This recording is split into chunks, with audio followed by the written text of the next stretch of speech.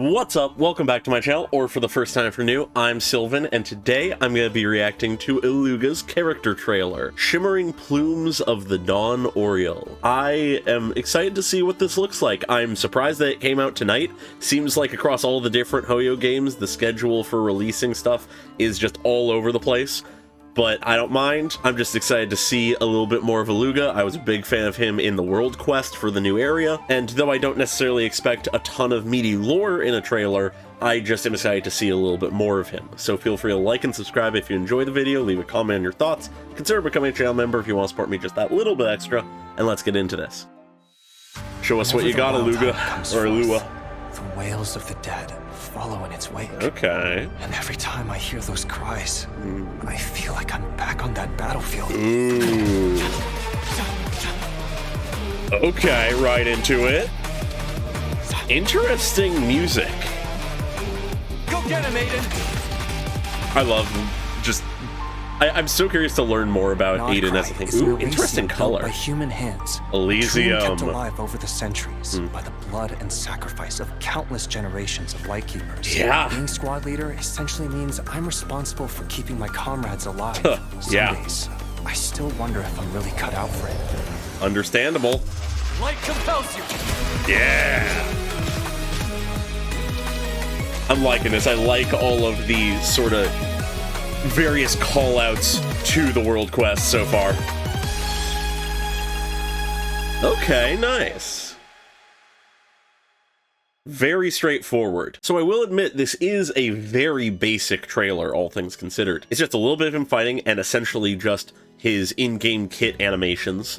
There doesn't seem to be really any unique custom animation, just creative camera angles and stuff like that. It's also quite short, but the content in there I do enjoy. It hints at the heart of what we've seen of Illuga's character. As squad leader, Illua is responsible for the lives of his comrades. He needs to make sure that they survive, can do their job, and can continue to protect others. But some days, he wonders if he's really cut out for it. Almost certainly a reference to in the World Quest, spoilers for the World Quest if you haven't played it, a major piece of Illua's function in that storyline is that lingering doubt and trauma related to the death of a squad he was part of a few years back. He inevitably has this major survivor's guilt. He doesn't necessarily think he's cut out to be a captain. He doesn't necessarily trust his own capabilities. And we see in the World Quest how that influences some of his decisions when those doubts and traumas are preyed upon. Similarly, I believe the beginning here,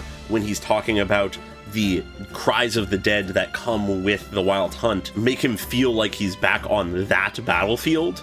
Almost certainly that is in reference to the battlefield that the rest of his squad was killed in. So far, it really is the core backstory piece we have for him, so it's really the only thing I can think of. And though less connected to him specifically as a character, the mention of Nodcry being an Elysium built by human hands is such an obvious call out to not only the one world quest that he was involved in, but various world quests throughout Nodcry.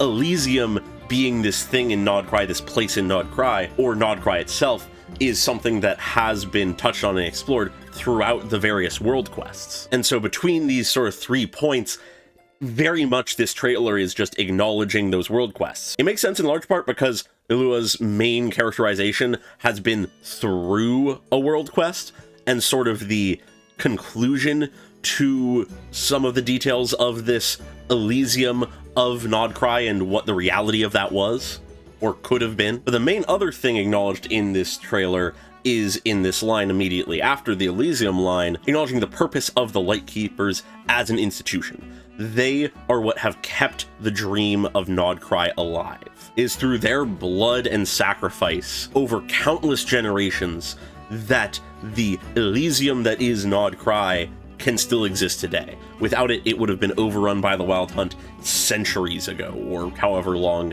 since the foundation of the Lightkeepers. I forget exactly what the timeline for them is, but the point stands. And the fact that we seamlessly move from that line into mentioning he is a squad leader serves to emphasize the weight on his shoulders. It is not just that his role is to keep his comrades alive, but to keep the dream that every generation of his comrades have fought for alive. If he fails to keep his comrades alive, if they fall and the Lightkeepers fall, Nodcry will fall with them. That dream will die. So not only is he fighting for the lives of the people around him, but for the dream and the goal and the belief and hope that everyone in the Lightkeepers, everyone in Nodcry has held strongly and dearly and desperately for its entire existence since the appearance of the Wild Hunt. No wonder he questions if he's capable of that. But that really is all of the sort of narrative thematic content to the trailer. Beyond that, it really is just showing off him fighting some Wild Hunt. This is really the main interesting visual we get, other than just close-up shots of like his lantern or that kind of thing,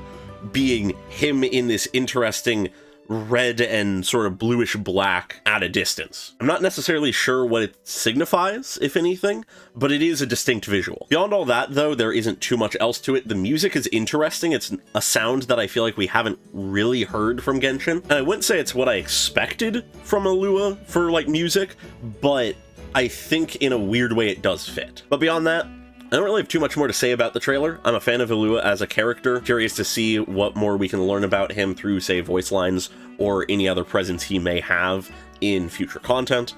But yeah, that's really all I have to say at the moment.